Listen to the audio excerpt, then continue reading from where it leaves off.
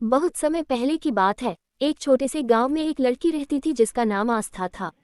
आस्था एक बहुत ही प्यारी और चंचल लड़की थी। वह दिन भर अपनी दोस्तों के साथ खेलती रहती, लेकिन उसे सबसे ज्यादा प्यार था पक्षियों से।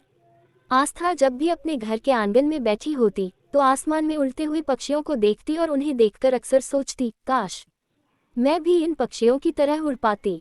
गांव के पास एक घना जंगल था जहां बहुत सारे पक्षी रहते थे। आस्था अक्सर अपनी माँ के साथ उस जंगल में जाती थी। वह वहाँ का वातावरण बहुत पसंद करती थी। हर सुबह पक्षियों की चहचहाहट सुनकर उसका मन खुश हो जाता था। एक दिन जब आस्था जंगल में अपने साथियों के साथ खेल रही थी, अचानक उसने एक छोटे से पक्षी को देखा जो घायल अवस्था में पड़ी घास पर बैठा था। आस्था ने उसे देखा और बिना समय गंवाए उस पक्षी को उठाया और अपनी गोदी में ले लिया। तुम ठीक हो? आस्था ने धीरे से पूछा।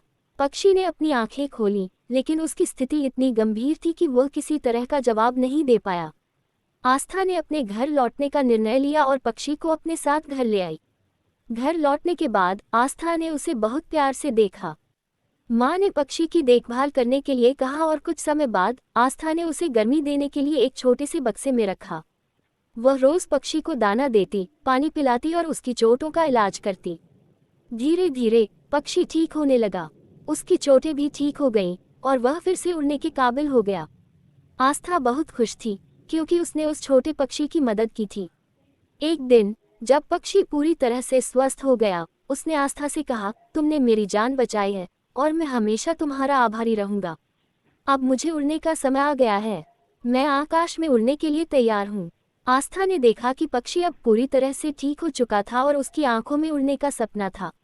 आस्था थोड़ी उदास हो गई क्योंकि वह जानती थी कि अब उसे अपनी इस प्यारी दोस्त को छोड़ना होगा।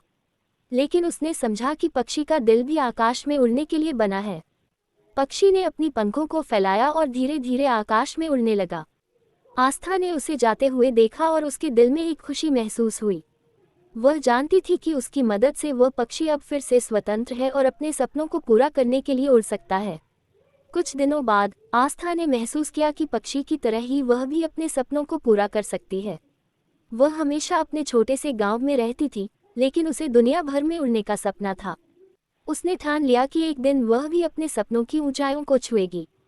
समय बीतता गया और आस्था बड़ी हो गई।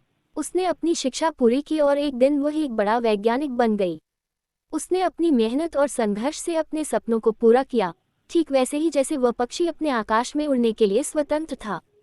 वह जानती थी कि वह कभी भी किसी की मदद करने से पीछे नहीं हटेगी, क्योंकि उसकी मदद से ही वह पक्षी उड़ने लायक बन पाया था। और यही सबक उसने अपने जीवन में भी अपनाया। अपने सपनों को पूरा करने के लिए मेहनत और दूसरों की मदद करनी चाहिए।